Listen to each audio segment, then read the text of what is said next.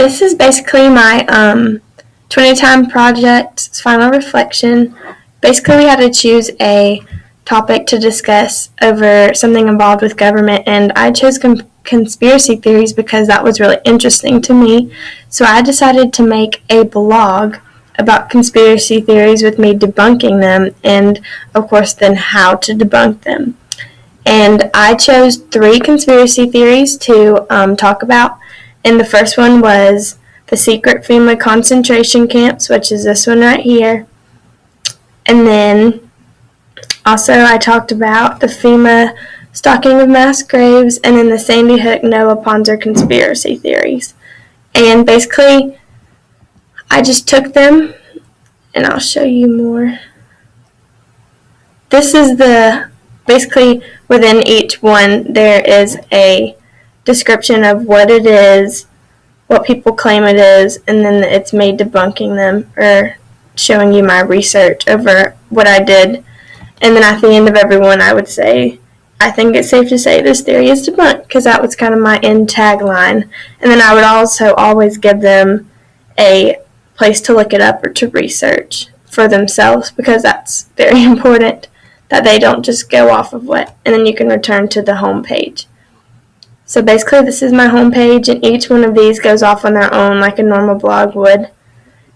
What I liked about my project was that it was a blog, and that I could basically do anything that I wanted to, and I could pick what to say instead of being like a boring research project. But it was also very interesting to me because I like conspiracy theories, and I like the idea that maybe there's something going on behind the scenes, but then of course you can't get caught up in it because that leads to disaster and other things. But within my blog I did my homepage, of course, and I did a little about me and why do people believe in conspiracy theories, what are the psychological forces that play if you get too involved. And then of course there's a contact me for info, and I think that may be my favorite part because they can email me their name and like questions about my blog or whatever.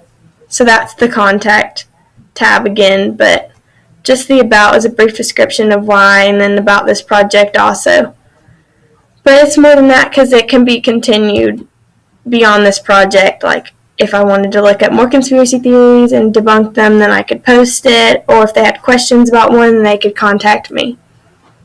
And then what I liked about the idea of a 20-time project is that, of course, it's something besides outside the classroom. Like, we got to choose what to research instead of being told, this is what you're going to do, this is what you're going to learn, I need a project by the end of the month, or by the end of the year, and I hope you have fun with it. But we actually got to choose what topic interests us, and so I thought that was really cool. And it's like an outside the standards, which is something that high school students enjoy. But what would I have done differently in my project? I probably would have spent more time, because I didn't create my blog until I did after all my research. So I probably would have started creating my blog in the beginning and like have a set boundary and decide that I was going to do a blog earlier. That way I could have created more, like created a topic and then created like off of secret FEMA concentration camps, I could have another one and related to that post. But since I waited till the end to put it all together on one, it was kind of hard to do multiples because I would just make one for each. But that's probably what I would do differently. And then of course I would have started, it took me a while to figure out what I wanted to do or what I was interested in with government, so I think I would have decided earlier what I would have done to interest me in government. But what I learned from this project was definitely outside of like conspiracy theories. I learned that you have to do your own research, and that, or picking what you want to research to interest you is very hard.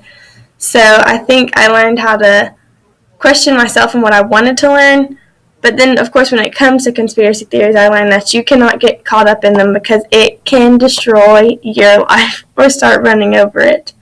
Like Richard Hofstadter, it's over here, he wrote a book about the paranoid style in America politics, conspiracy theories, and that was a really cool article to read on his book because it's saying that Americans have always had this sneaky suspicion that someone is out to get them. And so I think that's really true. Like, we look for a reason to blame someone after something bad happens, like it said, as if a tragedy comes along with a round of yard spinning as the web fills with stories about false flag attacks and crisis actors and all these things. Like, we think that someone's out to get us all the time, even if they aren't. And so I think it's really cool to, like, see, like, even this guy right here, Jesse Ventura, he is, like, living conspiracy theories, and that has consumed his life.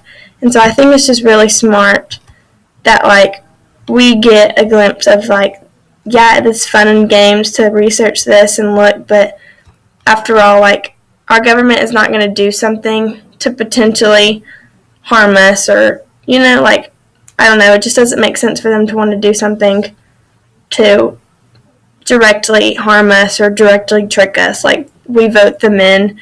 We would like to think that they have enough character and morals to do what's right toward us or by us. So I think that's about it. This is my project, and I'm glad I got to do it. And yeah.